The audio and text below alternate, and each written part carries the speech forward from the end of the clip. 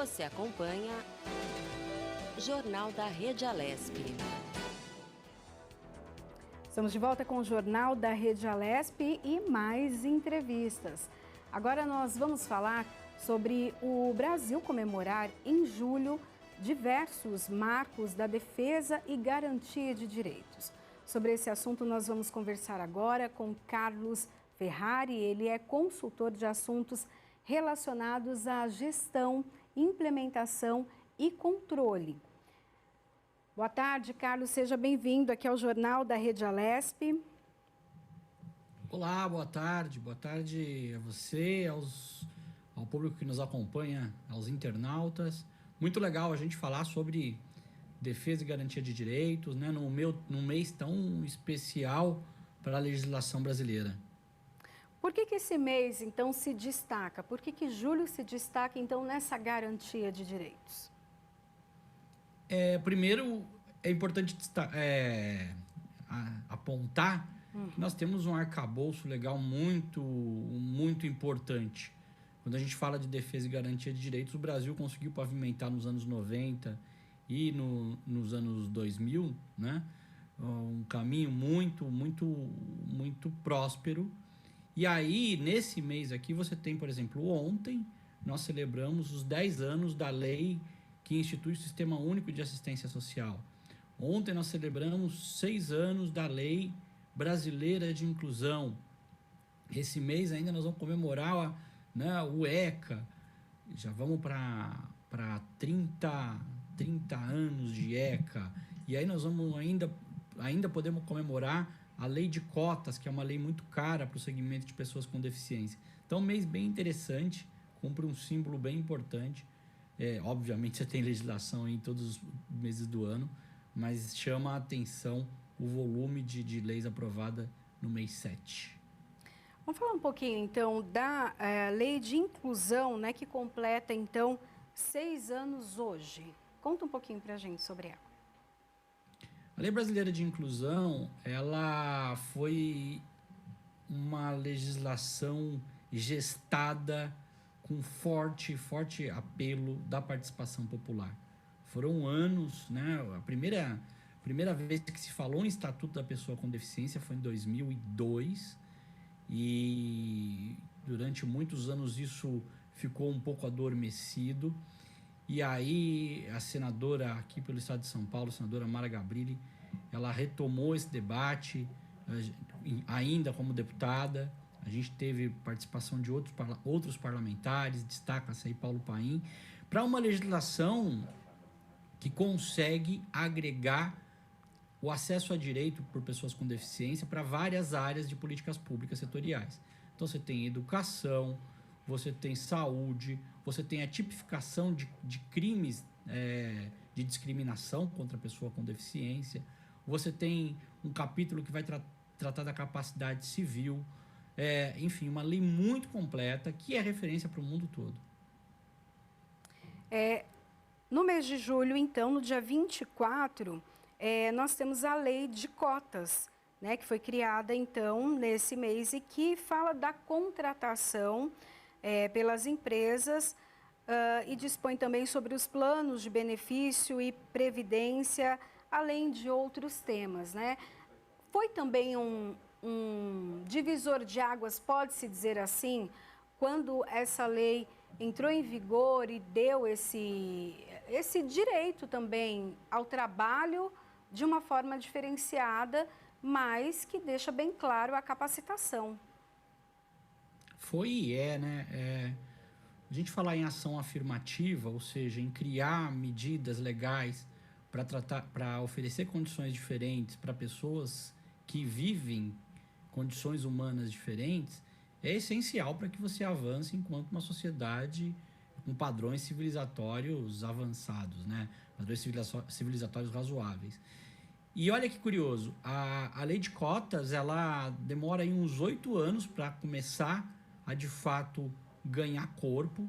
Aí você tem o envolvimento das delegacias regionais do trabalho, ampliando a fiscalização, e a gente tem um salto qualitativo imenso no nível de contratação de pessoas com deficiência. A gente está muito aquém ainda de cumprir, obviamente, de bater os números que a lei de cotas pode oportunizar para o país.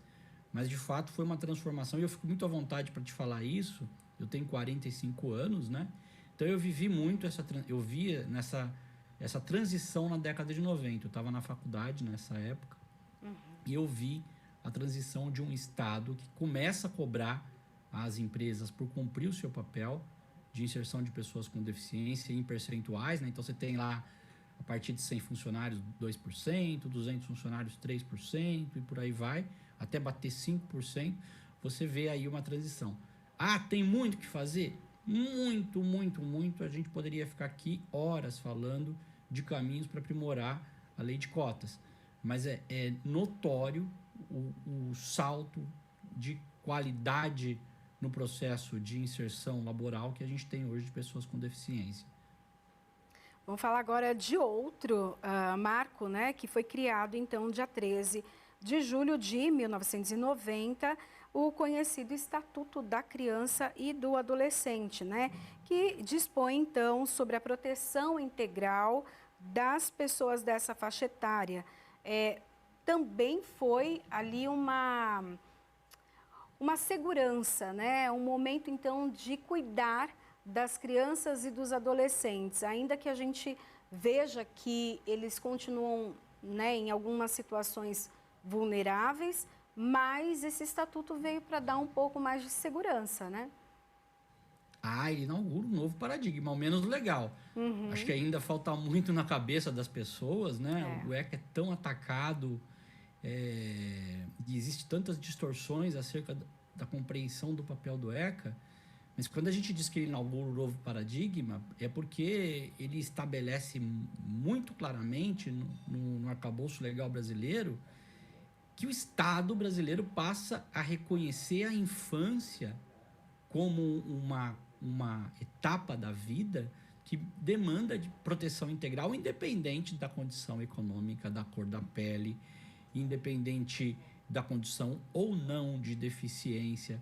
Então, você estabelece um outro patamar, um outro paradigma que rompe com a lógica menorista, né? Que adjetivava determinado segmento da sociedade como menores, não só pela idade, mas pela condição econômica, pelo lugar onde viviam.